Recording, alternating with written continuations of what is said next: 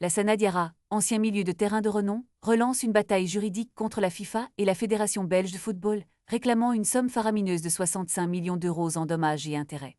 Cette décision fait suite à un jugement de la Cour de justice de l'Union européenne, qui a déclaré que certaines règles de transfert imposées par la FIFA enfreignaient le droit européen.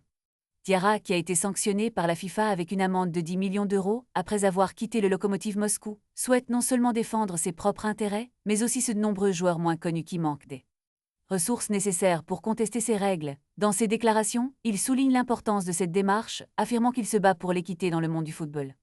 Je suis contraint de mener cette bataille juridique depuis août 2014. Cela fait plus de 11 ans que j'attends justice, a-t-il déclaré.